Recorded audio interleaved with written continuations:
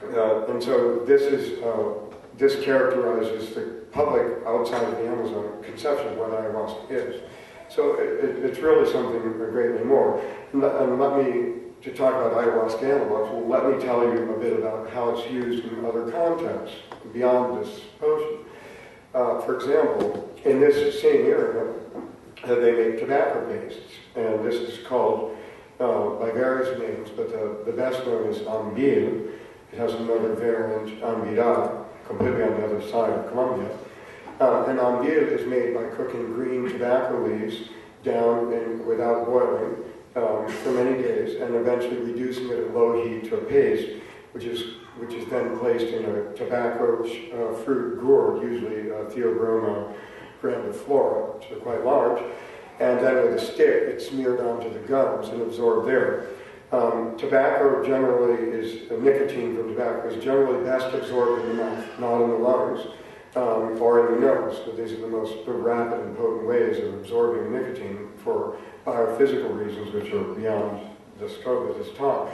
And so, in this case, Banisteriopsis, or gapi as they call it, is used as an additive to this. And so they add a little bit of Banisteriopsis liana to this tobacco paste. Why? Well, we still don't know. Because we're waiting for someone to do what I did and what some of my colleagues did with the so-called ayahuasca potion, the leaf and the vine cooked together in a pot.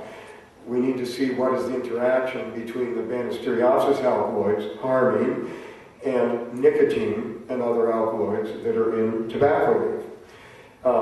And interestingly enough, psychotria leaves are also added to this tobacco paste, at least 4 or 5 different species.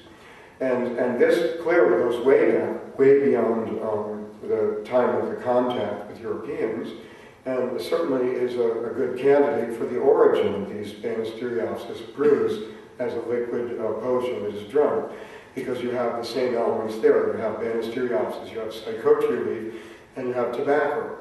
Most people don't realize that tobacco is also commonly added to ayahuasca brews in the Amazon, as is coca leaf.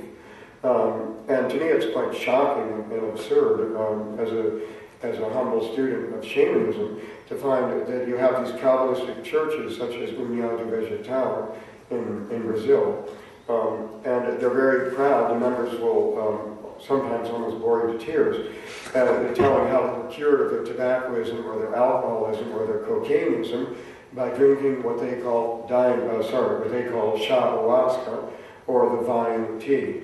As Ralph said to them, much to their chagrin in Rio about 12 years ago, you've taken the soul out of ayahuasca. You call it ayahuasca, just the vine tea, but it's ayahuasca, the vine of the soul. Of course, they didn't like to hear this. He didn't get invited back. I didn't either, but for other reasons. Generally, if you adhere too closely to history and are a little too hard with the facts, religious people don't like that, and so they won't invite you back. Okay, well, for another example, to me, the word ayahuasca could just as well mean the coca liana as the liana of the soul. Why? Because coca in that area, even today, is still called aya or aya. In fact, that's the principal name in the Caribbean, all along the Caribbean coast of South America, and especially in Colombia. And so you could also construct the word ayahuasca as hayahuasca, meaning the coca liana. So why should I suppose that? Well, for example, in Desana, which is a Tucano language from this area, their origin story is really beautiful and poetic. They say that the first ancestors came from beyond the Milky Way. They saw it as a cosmic origin, riding in an anaconda canoe, and they brought with them only 3 plants. And those plants, there is some variant in this, but invariably they are coca and Banisteriopsis are all called ayahuasca because you're most familiar with that term. And the third plant could be either manioc, which is a food source, not sacred of course, but not psychoactive, or tobacco. And so to them, those were the essentials of human existence. Coca, energy for the mind or the mental capacity, manioc, energy for the body, and then this Banisteriopsis for the spirit. And so, but the point is, they call, I already said, they call Banisteriopsis Gapi, and coca is called Api. And in some of the languages of their neighbors, they have the same name. And so closely related are these two plants that they're called by the same name. And it's always, it sounds like that, Gapi, Api, and sometimes it has variants like Kapi, Kahi. I will also mention, and this is curious, we use Jurema, Mimosa tenuiflora, or hostilis, some people call it, which is from the other side of South America, from the savanna on the Atlantic coast below the Amazon, the Caatinga. We use that for ayahuasca analogues as a DMT source. Well, it grows in Colombia, and there it has a very similar name too. It's called Kuhi. So we have Kuhi, Kahi, Kapi. And as I say, these words show you connections that you won't otherwise see. In a way, with our Jurema Huasca or our ayahuasca analog, based on the root bark of mimosa or Jurema, and it could be in some cases Banisteriopsis as the harming source, we're recapitulating connections which have long since been forgotten.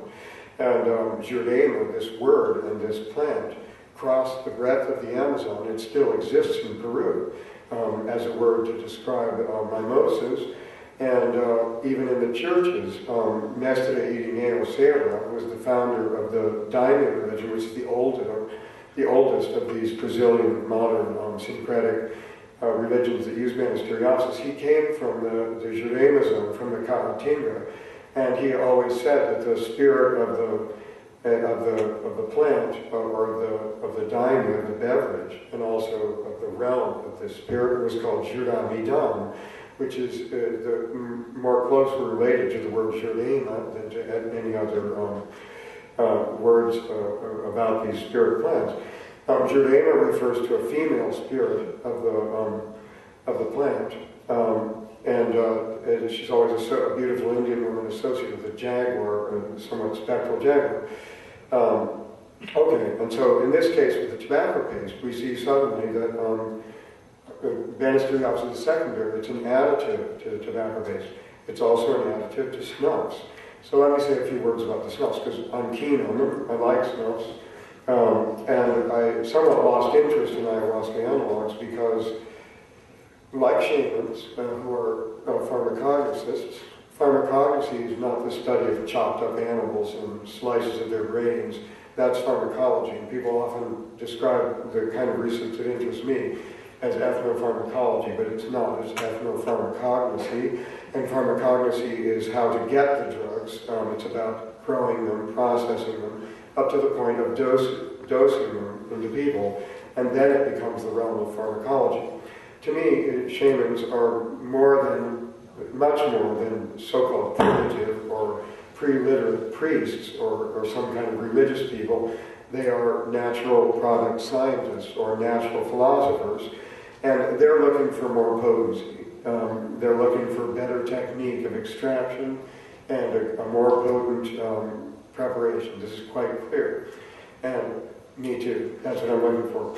And so I found out that, well, it's curious. I'll tell you the story because it's kind of entertaining. We had started a company in Amsterdam called Pharmacophilia. And the first product was to be Pharmahuasca. And this was a combination of 2 bottles of pills, which were separate products, but somewhat nebulously connected in the literature, but never by directions on the bottle. But one pill, a bottle of 100 pills, had 60 milligrams of harmaline, and the other one would have 10 milligrams of 5-methoxy-DMT, both being legal compounds at the time. And the idea was people would receive a placard, a postcard, describing, oh, we have this relaxant compound and this energizing compound, and they're both happen to be called Pharmahuasca. And then they would also receive from another company in another country, and with a different design, a brochure for my second edition of ayahuasca analogues, which at the top of one page said Pharmahuasca. And there the directions came for how to, and in the book, of course, too.